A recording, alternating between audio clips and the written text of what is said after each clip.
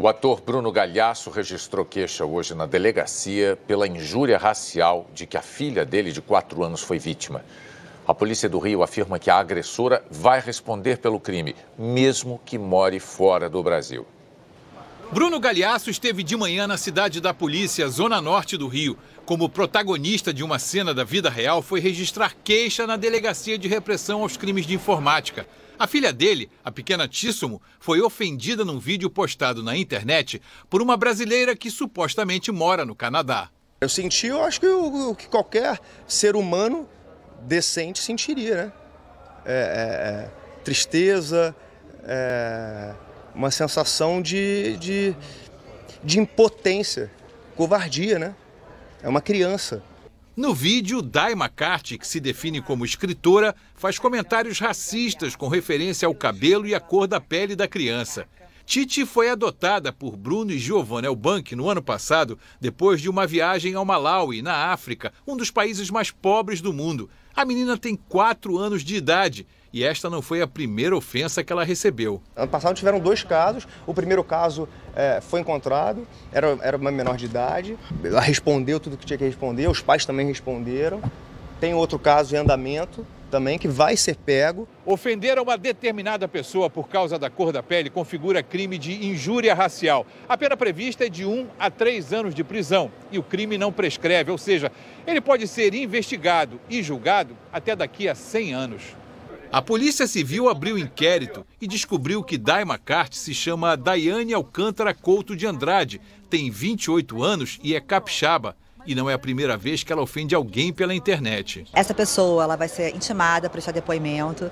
Apesar de parecer que ela está fora do Brasil, mesmo assim a lei penal é aplicada a ela. Ela responde sim por todos os crimes cometidos contra a filha do Bruno Galhaço. Ela vai ser citada no Canadá, vai constituir advogado no Brasil, vai se defender e, se assim for comprovado, vai ser condenado. Titi é filha de atores famosos e, assim como ela, muitos brasileiros ainda são agredidos pelo preconceito, como a Heloísa, por exemplo.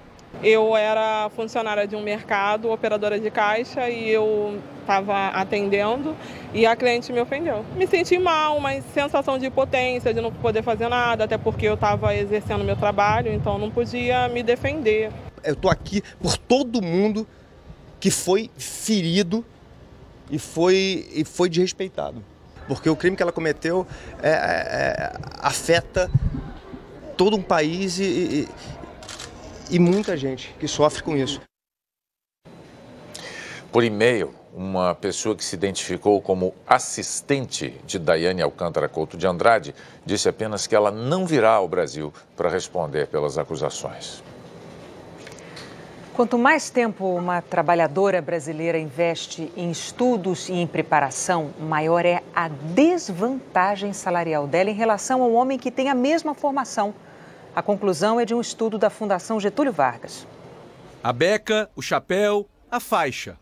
A roupa de homens e mulheres é 100% igual no dia da formatura.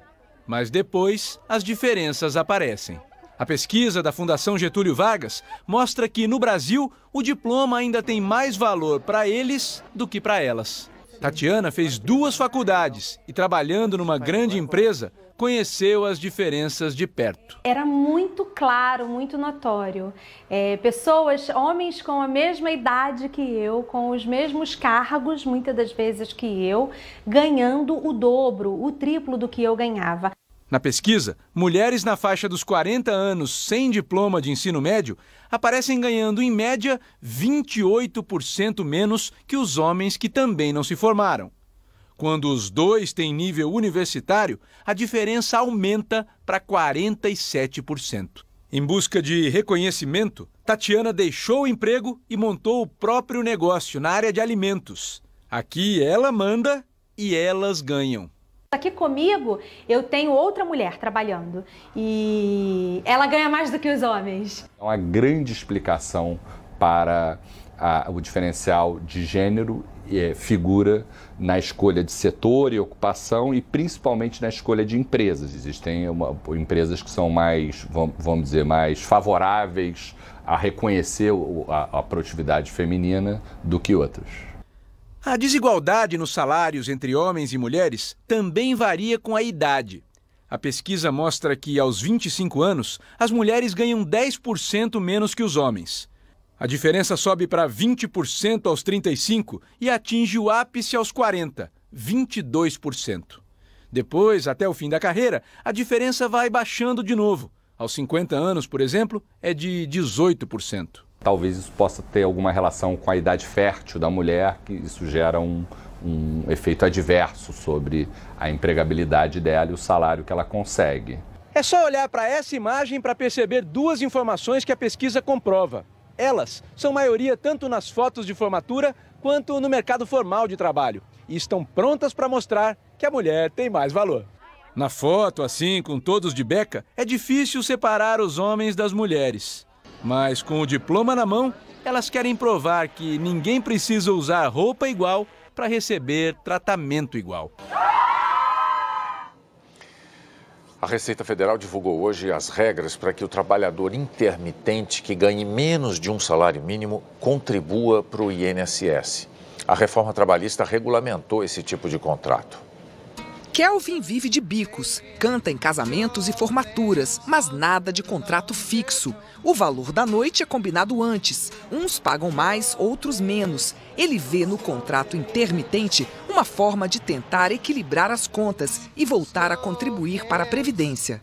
É uma possibilidade muito boa, ainda mais porque além do serviço de casamentos, eu tenho meus projetos, né, de bares, de rua, então eu posso contribuir com o que eu ganho fora, além dessa galera de trabalho mesmo, além dessas empresas, né, de casamento, eu consigo contribuir fazendo por fora. O trabalho intermitente é uma modalidade nova de contratação. Foi regulamentado pela reforma trabalhista. Passou a valer este mês e vale para trabalhos esporádicos. Tudo tem de estar escrito no contrato, horários e valor a ser pago, que é por hora trabalhada, respeitando a proporção do salário mínimo. E o trabalhador é livre para ter outros vínculos com outros contratos. Quem recolhe para a Previdência é quem contrata o intermitente. Mas como esse recolhimento é feito de forma proporcional ao que é pago, nos meses em que o trabalhador não conseguir receber um salário mínimo, ele mesmo terá de contribuir para a Previdência, sobre o que faltar para completar o valor do mínimo. Por exemplo, o salário mínimo atual é de R$ 937. Se em um mês ele receber R$ 700, quem o contratou terá de recolher 20% sobre esse valor para a Previdência, R$ 140. E o trabalhador, então, terá de fazer uma contribuição complementar para a Previdência, 8% sobre os R$ 237 que faltaram para completar o salário mínimo, assim, R$ 18,96. Nesse caso, a aposentadoria será de um salário mínimo. O recolhimento ao INSS terá de ser feito até o dia 20 do mês seguinte. A primeira contribuição vai vencer em 20 de dezembro. Até lá, a Receita vai informar em que tipo de guia esse trabalhador terá de recolher. Caso contrário, ele perde, por exemplo, a contagem deste mês para a aposentadoria. Ele tem que recolher porque, caso ele não recolha, esse mês ele não será contado para fins de carência, né, para benefícios previdenciários. Ou seja, ele deve complementar essa contribuição para que ele tenha direito aos benefícios de auxílio-doença, salário-maternidade, dentre outros. No mês passado, o mercado de trabalho criou mais vagas do que a maioria dos economistas previa.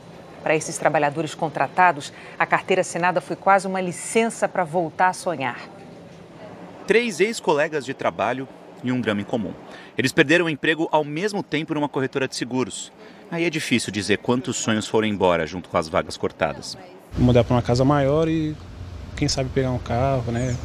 Então a gente tinha esse planejamento e teve que cortar, né, adiar por conta desse caso aí que a gente foi demitido. Eu ia reformar meu quarto, ia de repente tentar comprar um carro, né? Mas não pude mais. Depois disso, o Kaique ainda se separou da esposa, a Graziele adiou o começo da faculdade de logística e a Márcia, que mora com mais 6 pessoas, ainda viu a irmã perder o emprego logo depois dela. Foi bem difícil, né? A gente teve que cortar gastos, teve que economizar ali, aqui. As histórias dos 3 colegas dão uma noção muito importante da economia brasileira atualmente. Hoje a gente tem 13 milhões de desempregados no país. Só que esses 3 aqui já não fazem mais parte dessa estatística. É que eles conseguiram no mês passado, também juntos, arrumar emprego nessa outra corretora de seguros daqui de São Paulo. Aí eles saíram de um dado muito negativo do desemprego e acabaram entrando num outro dado muito mais otimista. É que assim como eles, quase 1.200.000 trabalhadores conseguiram uma assinatura na carteira de trabalho em outubro. Como o número de demissões foi menor do que isso, na prática, o país criou 76 mil novas vagas com carteira. Foi o melhor resultado do ano e também a primeira vez desde 2013 que o país mais contratou que demitiu no mês de outubro. Não dá ainda para ter uma grande comemoração. Isso não significa crescimento econômico, mas significa uma tentativa de recuperação, sem dúvida. E no caso dos 3 colegas, eles agora estão trabalhando do lado do Cláudio, que também acabou de ser contratado.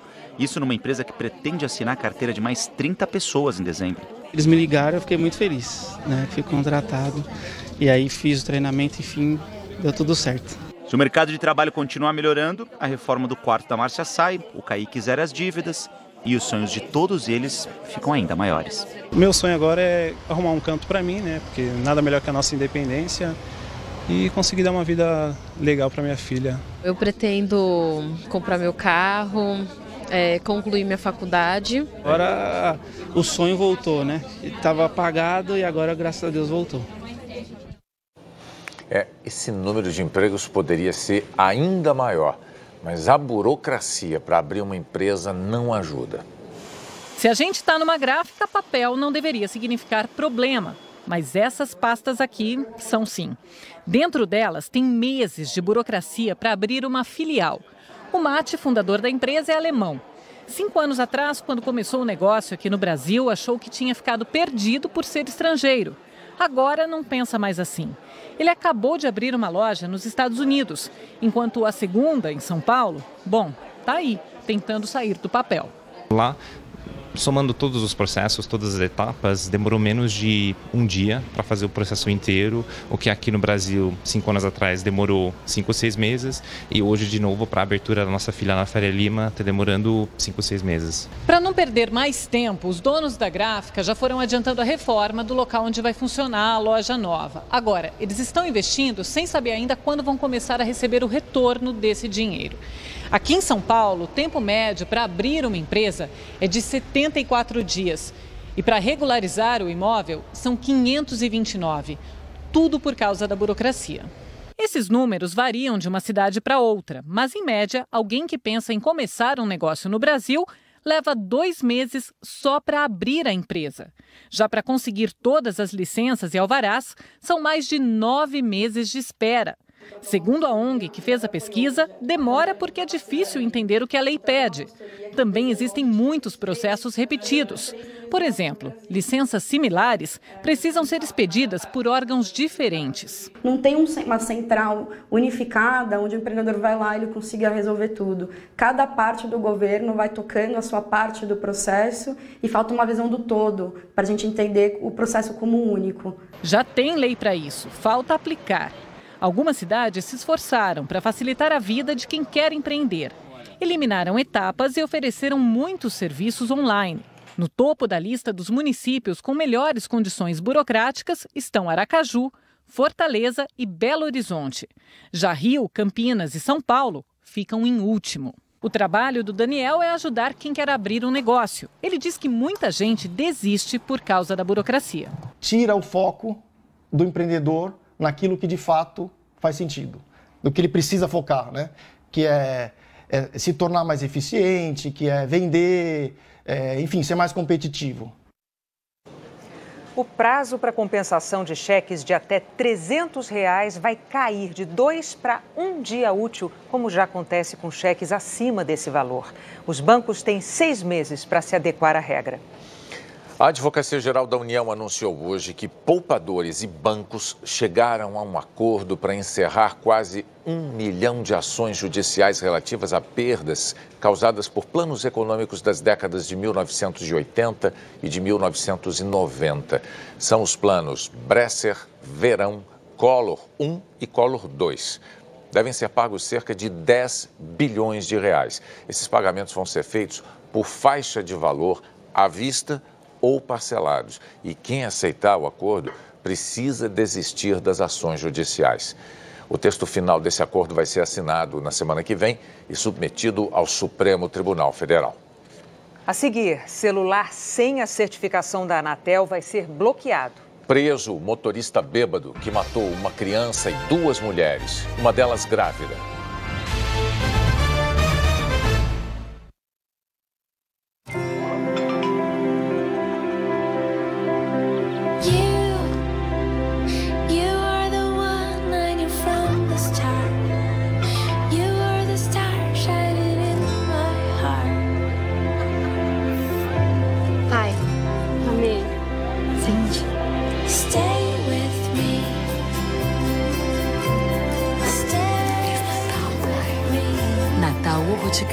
A beleza de unir as pessoas. Quando as empresas cumprem a lei da aprendizagem, eu não trabalho legalmente. Eu aprendo uma profissão na prática. E você tem na equipe um jovem com muita vontade de aprender. Combater o trabalho infantil é mais um dos benefícios da lei da aprendizagem. E aí, empresas, estamos juntos? Milhares de jovens querem uma oportunidade para transformar suas vidas. Aprendiz legal. É legal para a sua empresa. É legal para o país.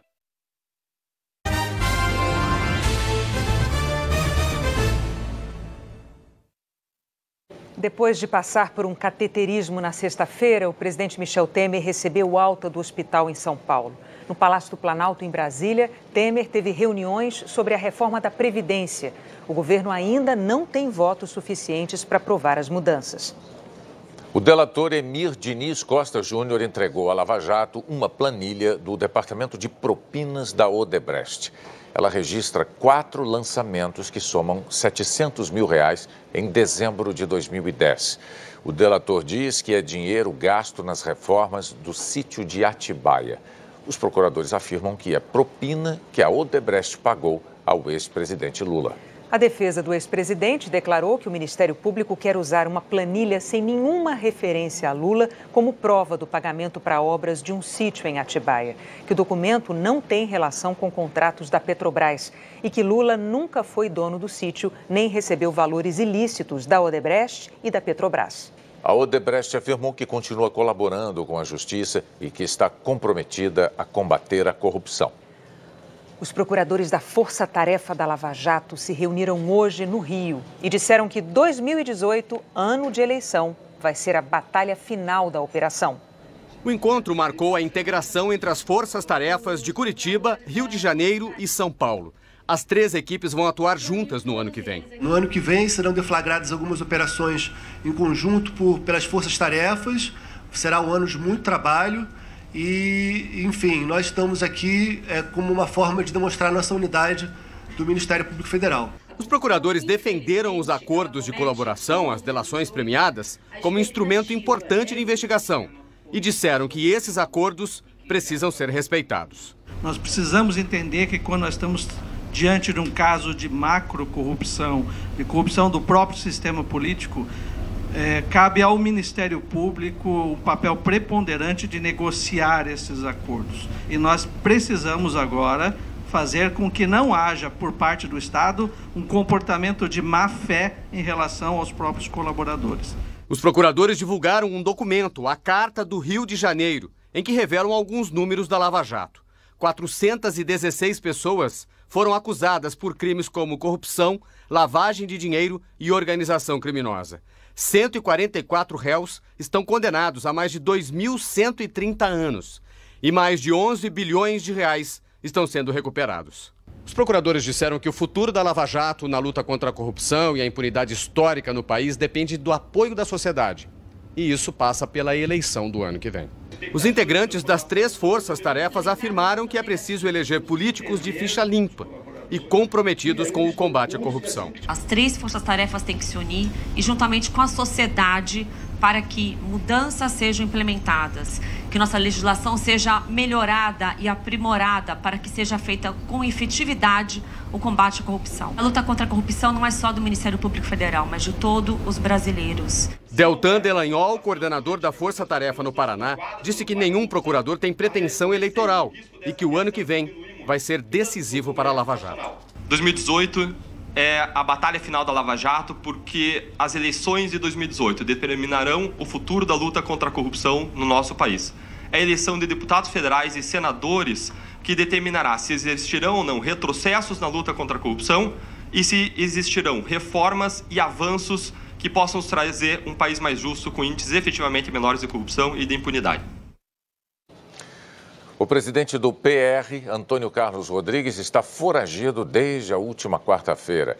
A defesa de Antônio Carlos Rodrigues disse que ele só vai se entregar depois que a Justiça decidir sobre um pedido de habeas corpus. Segundo as investigações, Antônio Carlos ajudou a dissimular doações ilegais para a campanha de Antony Garotinho em 2014. O ministro Jorge Mussi, do Tribunal Superior Eleitoral, foi sorteado o relator do habeas corpus, mas devolveu o pedido para redistribuição. Os celulares piratas, como são chamados os aparelhos que não têm certificação da Anatel, estão com os dias contados. Quase 12 milhões de celulares irregulares entram no mercado brasileiro todo ano. São aparelhos contrabandeados ou roubados. É barato, sai caro, né? Nos celulares piratas, é grande o risco de superaquecimento e até de explosão da bateria. Esses aparelhos usam componentes de baixa qualidade. Como o celular não é certificado, podem ocorrer falhas com a frequência, a potência de transmissão e a recepção. Como é que você sabe se não está com um aparelho pirata? Ai, moço, eu não sei. Vá logo ver se tem a certificação da Anatel no aparelho, atrás da bateria ou no manual. Outra maneira é procurar o IMEI, um código único de cada aparelho, como o chassi de um carro. É só discar *, jogo da velha, 06, jogo da velha. O IMEI é este número com 15 algarismos que aparece na tela. Quem comprou o celular no exterior não terá o aparelho bloqueado se o telefone for certificado por alguma organização internacional do setor da qual o Brasil faz parte. A Anatel vai começar a bloquear o sinal dos aparelhos piratas em maio do ano que vem. Primeiro aqui no Distrito Federal e em Goiás. Até março de 2019, a Anatel espera cobrir o país inteiro. Antes do bloqueio, as pessoas vão receber uma mensagem de alerta. Nesse momento, se alguém tem um aparelho desse tipo, ele vai tentar habilitar, ou seja, na hora que ele coloca o chip, ao comprar um chip de alguma operadora, seja pós-pago, seja pré-pago, aí ele vai ter uma mensagem. Aí não haverá ainda interrupção do serviço. Ele receberá uma mensagem informando que aquele aparelho é um aparelho irregular. Ele vai continuar podendo usar, mas já foi alertado que é irregular. E quando chegar justamente no dia 9 de maio, ele será bloqueado. Aí sim fica fora de serviço. A Justiça decretou a prisão preventiva do motorista bêbado que avançou o sinal e destroçou 2 famílias no Recife. O sinal abre e os carros começam a passar. De repente, um carro avança o outro sinal. Tudo muito rápido. Imagens que ficaram gravadas pela câmera de vigilância de um prédio na esquina. Foi neste cruzamento, num bairro residencial do Recife, 7h30 da noite. As ruas estavam movimentadas. O carro surgiu dali em altíssima velocidade e na batida arremessou o outro contra este poste. A cena do carro destruído é impressionante. 5 pessoas estavam dentro dele. A advogada Maria Emília da Mota Silveira, de 39 anos, e a babá Rosiana de Souza, de 35, que estava grávida, de 3 meses, morreram. O marido de Maria Emília, Miguel Silveira Filho, de 46 anos, e os filhos do casal, Marcela, de 5 anos, e Miguel Neto, de 3, foram socorridos em estado grave. O motorista que provocou o acidente tem 25 anos. É João Vitor Leal, estudante de engenharia. Teve apenas ferimentos leves. Ele alegou ser dependente químico, né, tanto de bebida alcoólica como usuário de maconha. Alegou que já foi internado em instituições para tratamento, né, de dependentes químicos. Disse que teve uma recaída na data de ontem e dessa recaída teria começado a beber em Olinda, teria pego o carro do pai e a partir daí disse que não lembra de absolutamente nada. O teste do bafômetro, de acordo com a polícia, acusou um consumo de bebida alcoólica 3 vezes maior que o limite permitido. O carro que João Vitor Leal dirigia tem 13 multas, inclusive de excesso de velocidade e de avanço de sinal. À tarde, ele foi encaminhado para o presídio.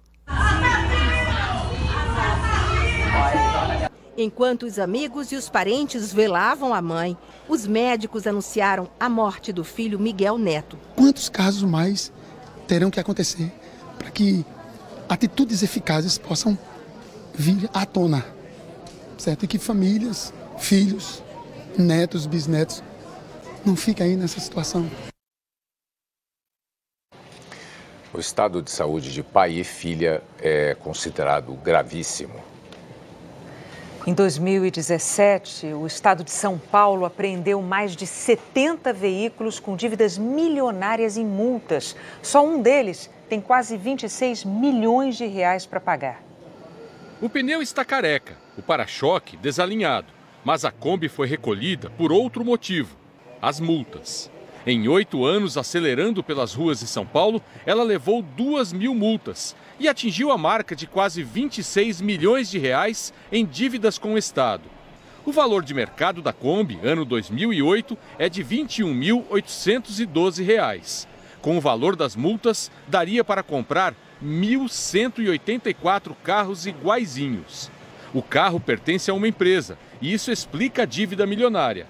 É que quando uma empresa recebe uma multa e não indica o motorista ao Detran, o valor é multiplicado pelo número de vezes que a infração foi cometida no último ano. Por exemplo, se ela cometeu o excesso de velocidade por 10 vezes, essa multa ela vai ser multiplicada por 10. Por isso que chega a esses valores aí altos. Neste pátio, todos os veículos têm dívidas. Os valores ficam marcados no para-brisa.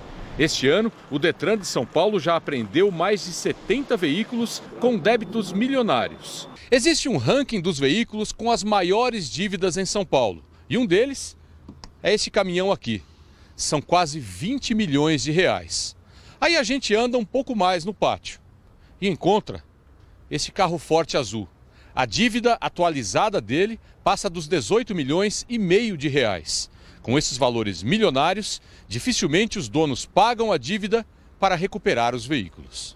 E se não há o pagamento, o Estado manda os veículos para leilões. O valor arrecadado, ele é descontado esses débitos e o que faltar, ele continua no nome dessa empresa. Este especialista em leis de trânsito diz que o Estado precisa ser mais rigoroso com quem comete infrações graves e ainda não paga as multas. Todos nós, contribuintes, estamos perdendo, porque esses indivíduos, sabedores de que não têm condição de pagar, porque é uma dívida impagável, ainda continuam se utilizando daquele bem. Para mim, incidiria num inquérito policial, numa apuração de um fato criminoso, com até, eventualmente, processo crime e prisão dos responsáveis. A seguir, um vulcão obriga a retirada de moradores na ilha de Bali. Aumenta o número de ataques de piranhas em Roraima.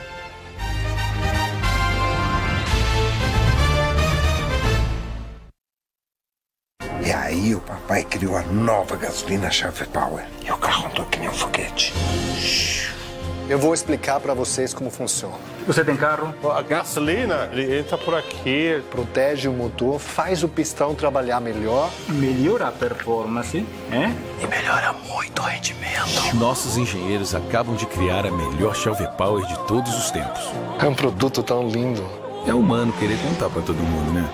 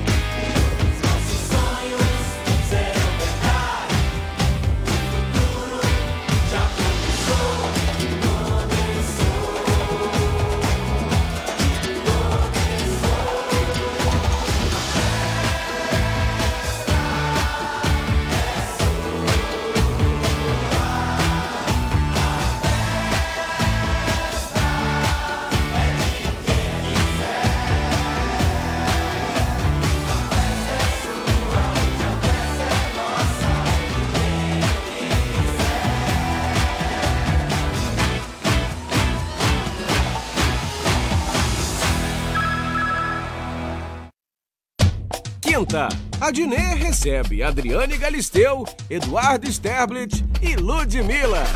Hoje mamãe chega tarde, depois do 5 de emprego, porque o primeiro é pra pagar imposto. Tá bom pra você?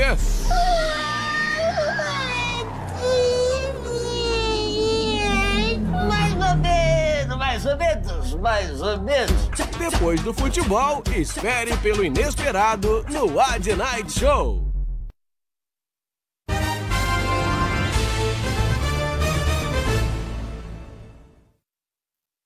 Dois mini-submarinos russos e um americano vão participar das buscas ao submarino argentino que desapareceu há 12 dias com 44 tripulantes. Os equipamentos podem chegar a uma profundidade de até 1.000 metros. Os especialistas suspeitam que o San Juan tenha sofrido uma explosão por causa de problemas elétricos. Uma operação internacional com 4.000 pessoas tenta localizar o submarino argentino. O governo da Indonésia mandou retirar milhares de pessoas da ilha de Bali por causa de um vulcão. Colunas de fumaça, poeira e cinzas que sobem a 4.000 metros de altura. Rios de lama correndo montanha abaixo. O vulcão do Monte Agung dá sinais do que os especialistas afirmam ser uma grande erupção a qualquer momento. Mais de 100.000 pessoas foram orientadas a sair de casa e uma grande zona de exclusão criada ao redor da montanha. Famílias inteiras estão em abrigos e ouvindo os estouros que saem do vulcão. Um clima tenso que já dura meses. Desde setembro, terremotos diários são registrados. Tremores cada vez mais fortes e mais próximos à superfície. Por isso, as autoridades elevaram o nível de alerta para 4, o mais perigoso. A última vez que o vulcão do Monte Agung entrou em erupção foi no ano de 1963 e foi uma tragédia quando foram registradas mais de 1.500 mortes. O Agung fica na ilha de Bali, o principal destino turístico da Indonésia. O único aeroporto da ilha, grande e com diversos voos internacionais, está fechado. As cinzas do Agung são um risco para as turbinas dos aviões. Milhares de turistas que sempre lamentam quando as férias acabam, agora não veem a hora de voltar para casa. No norte do Brasil, biólogos estão investigando por que aumentaram os ataques de piranhas nos rios da capital de Roraima. Água rasa, clarinha e areia branca. São as praias de água doce do extremo norte. Um convite para se refrescar na época mais quente e seca do ano na região. Mas a tranquilidade é só aparente. A Brenda descobriu o motivo. Eu fiquei lá movimentando meus pés porque tinha dor e depois outra menina foi para lá e minha amiga falou para mim: será que te mordeu uma piranha? Nos últimos 2 meses, piranhas morderam 60 banhistas em Boa Vista. Em todo o ano passado, o número foi bem menor, 22 ataques. Em 2015, nenhum. A Daniele ficou com marcas das mordidas nos pés. Com pouco tempo que eu estava dentro da água e sofri o primeiro ataque de um lado. Aí tomei um susto, não consegui levantar na hora. Resolvi não soltar para não atrair mais por conta do sangue, mas antes disso já fui mordida do outro lado também. 5 praias receberam placas de alerta e até quem tentou orientar os banhistas não escapou das mordidas. Pelo que a gente sabe, são uma espécie de piranha pequena que ataca no raso também. Ainda não há uma explicação para os ataques nas praias de Boa Vista. O certo é que o assunto despertou o interesse de pesquisadores de diferentes instituições. A pesquisa inclui até a coleta de água nas praias, para saber o que está causando esse desequilíbrio ambiental. Alguns estudos demonstram que as mudanças na qualidade da água tendem a aumentar esse tipo de ocorrência. Contaminação da água, poluição, esgoto e, claro, comida, que também altera a qualidade da água. Para escapar do calor da Amazônia, tem gente que ignora os alertas. Fica no rasinho, né? Que é melhor, né? Não fica no meio do pessoal lá, que acontecer um ataque lá já era, né? Mais perto da margem, entendeu? Para qualquer coisinha, dá tempo de correr chegar na areia. Já pensou? Hora da previsão do tempo, vamos lá para São Paulo falar com a Maju Coutinho. Oi, Maju, a gente está mostrando o Roraima. Tem informação sobre a previsão do tempo para lá amanhã? Tem sim, Renata. Boa noite para você, para o Boni e para todos. Além das piranhas, tem mais coisas fora da ordem por lá. Só relembrando, né? Roraima fica no hemisfério norte, acima da linha do Equador. Isso significa que oficialmente é outono por lá. O estado está acima da linha, como eu falei, mas não há muita variação nas estações do ano lá. O que muda é o regime de chuva. Agora começa a temporada mais seca, mesmo assim está mais seco que o normal, viu? A diferença é de assustar. Choveu apenas 1 milímetro até ontem e a média para o mês de novembro inteiro são 61 milímetros. Aliás, na maioria das capitais da região norte, em todas as capitais do Nordeste, choveu abaixo da média neste mês. Foi só aqui, olha, no Centro-Sul, que choveu para valer. Cuiabá, Brasília, Campo Grande, São Paulo, Rio de Janeiro, Curitiba e Porto Alegre são as capitais onde o volume de chuva superou o que é normal para o mês inteirinho, viu, Renata? E nas outras regiões, como é que fica o tempo amanhã, Maju? Vamos falar do tempo amanhã. Olha só, tem alerta daquela chuva mais intensa, pacote completo, com raios, rajadas, até granizo. Aqui nessa faixa, olha, entre Espírito Santo, parte do Rio de Janeiro, avançando por um pedação de Minas, de Goiás, Mato Grosso do Sul, Rondônia, sul do Amazonas e também o Acre. E, por sinal, pode chover bastante na capital do Acre, 42 milímetros. BH e Brasília também podem registrar uma quantidade generosa de chuva nesta terça-feira. Rio, São Paulo e Floripa terão tempo instável e temperatura amena. Rio de Janeiro já está chovendo agora à noite aí no Rio de Janeiro. Essa chuva invade amanhã de terça-feira, fica com 26 graus o Rio e à tarde deve garoar. Mesma máxima aqui de 26 lá para Florianópolis e aqui São Paulo dá garoa e dos 23 graus de máxima. Tempo firme no sul do estado de São Paulo, no norte de Minas e do Espírito Santo, em pontos do Pará, lá do Amapá, também de Roraima, nada de chuva também em parte do Paraná, de Santa Catarina, em quase todo o Rio Grande do Sul, incluindo Porto Alegre, com máxima de 26 graus, João Pessoa com 30, Aracaju também no clube dos 30 graus e Boa Vista, que a gente mostrou no começo da previsão do tempo, tá amanhã e depois de amanhã no clube dos 35 graus. Renata, nada de chuva para Boa Vista. Na quinta-feira, se chover, pouquinho, 5 milímetros. Pouca chuva e calor. Obrigada, Maju. Até amanhã. Até amanhã. A família real britânica anunciou que o príncipe Harry vai se casar com a namorada americana, a atriz Meghan Markle, no ano que vem, durante a primavera no hemisfério norte. Harry e Meghan começaram a namorar no ano passado. O casal vai morar num apartamento do Palácio de Kensington, que é a residência do irmão dele, William, com Kate Middleton e os filhos. Harry é o quinto na linha de sucessão ao trono.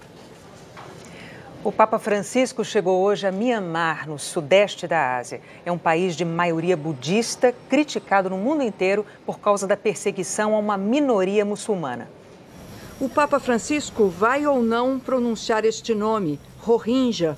Provavelmente não, mas no seu esperado discurso de amanhã, ele deve falar sim em defesa das minorias étnico-religiosas, dos direitos humanos e da paz. O pedido de não mencionar o nome veio dos próprios bispos de Myanmar, que querem evitar perseguições. Só 1% da população de 52 milhões é católica. O país budista não reconhece os direitos de cidadania dos Rohingya, que são muçulmanos. Mais de 600 mil deles já fugiram para a nação vizinha, Bangladesh, de maioria islâmica. Os refugiados tentavam escapar de uma forte repressão do exército birmanês. As tropas negam as acusações de que tenham cometido violências como tortura e morte. Na quinta-feira, o Papa segue para Bangladesh e deve se encontrar com representantes da minoria Rohingya. Em Myanmar existem outras minorias de outras etnias e religiões, inclusive cristãs, vivendo em campos de refugiados. O Papa Francisco quer pedir por todas elas e avançar no diálogo interreligioso. A seguir, a briga para se manter na Série A do Brasileirão.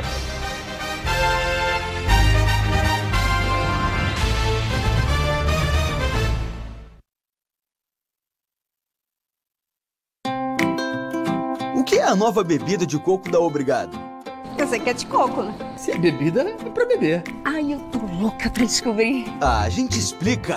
É uma nova categoria de produto, à base de leite de coco, sem lactose, sem glúten e com 4 sabores deliciosos.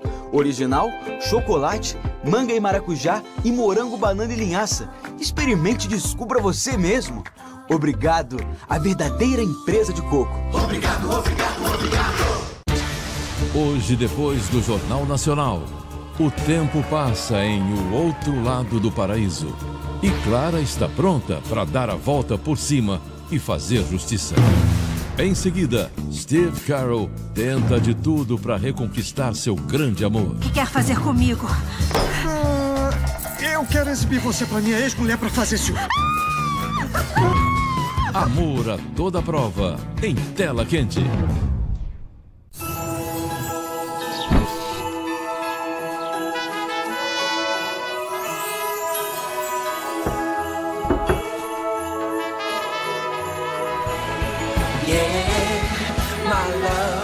There's a song in my soul when you are around me. You make it easier to sing. No! Neste Natal, agradeça com Coca-Cola. Procure a sua. A cada 15 segundos, uma mulher cai da escada. Escorrega no banheiro. Ou tropeça no tapete. E a cada 1h30, uma mulher não sobrevive para contar a próxima desculpa. Toda vez que uma mulher é agredida, a sociedade inteira é agredida também. Não se omita, denuncie. Ligue 180 antes que seja tarde. Fórmula 1 2017. Oferecimento Team Black. O dobro de internet para vídeos. Itaipava. Viva 100 verões em um. Nestlé Nescafé Dolce Gusto, ofertas Black Friday imperdíveis. Renault Duster Oroch, a picape que chama trabalho. Unilever Rexona antibacterial mais Invisible, você duplamente protegido. E Santander, condições imperdíveis para você e sua empresa.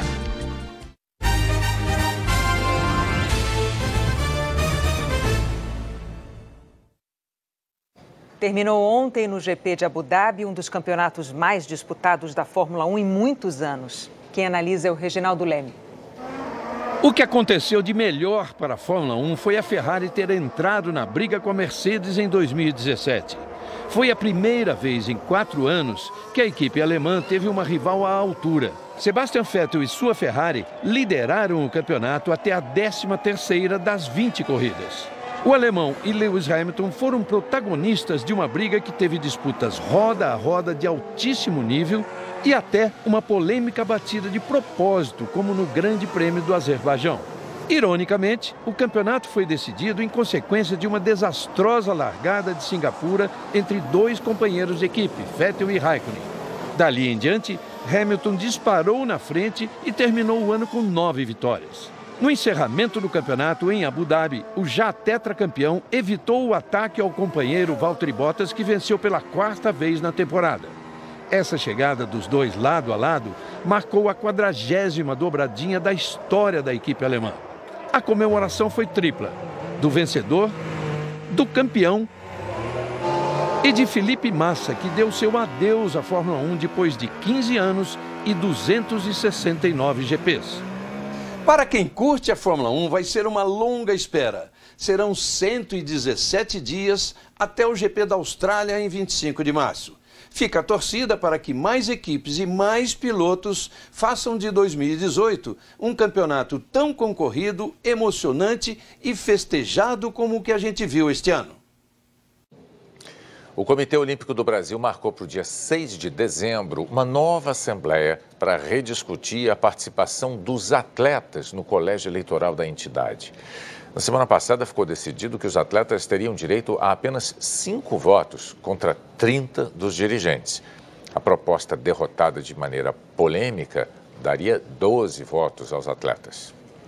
Foi encontrado no fim da tarde de hoje, na Praia Formosa, em Fortaleza, o corpo de Genilson Lima, de 48 anos. Ele era participante da prova de natação da edição do Ironman de Fortaleza. Genilson era considerado experiente em provas de triatlo e participava do Ironman pela 4ª vez. A causa da morte ainda está sendo investigada. O Corinthians recebeu o troféu do Brasileirão ontem, mas o campeonato não acabou. A briga mais emocionante agora é a dos times que querem permanecer na primeira divisão. Fim de ano se aproximando e já começam os planos para o ano que vem. Passar no concurso público. Gostaria muito de arrumar um estágio na minha área. Grande plano para o ano que vem é aprender latim. Mas nem todo mundo quer dar um passo à frente. Se for falar do meu time, com certeza, né? Ficar no mesmo lugar é interessante pra gente agora, nesse momento. O mesmo lugar, nesse caso, é a Série A do Brasileirão. Com o Corinthians campeão, a disputa mais equilibrada agora está na parte de baixo da classificação. É a luta contra o rebaixamento mais apertada desde 2006, quando o campeonato passou a ter o atual formato. Pela primeira vez nesse tempo todo, a diferença do 15º colocado para o 18º é de apenas 1 ponto, faltando uma rodada. No mapa do rebaixamento, Atlético Goianiense e Ponte Preta já estão confirmados na Série B do ano que vem. E 4 times ainda brigam para ficar na primeira divisão.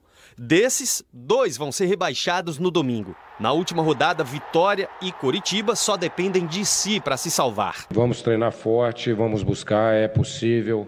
E nós temos capacidade e competência para isso. Dentro de casa, a gente tem que ganhar para ficar dentro da Série A que a gente quer. Já o Sport e o Avaí precisam vencer e dependem de tropeços dos rivais. A primeira situação que eu passei foi em 2001 e não estava assim tão acirrada, né? Mas dessa vez acirrada, deram a oportunidade para a gente sair e tenho certeza que o Avaí vai sair dessa situação. Entre os estados que ainda estão envolvidos na luta contra o rebaixamento, Pernambuco é o único que corre o risco de não ter representantes na elite do futebol nacional em 2018. Seria ruim para o Nordeste, que teria um representante a menos, então acho que se for ver friamente, eu acho que essa torcida poderia ser por isso, né? Pelo Nordeste, por Pernambuco. Então, para muita gente, que seja um ano novo no mesmo lugar. Os planos? Que meu time continue na Série A. O Jornal da Globo começa logo depois de Tela Quente com o filme Amor a Toda Prova.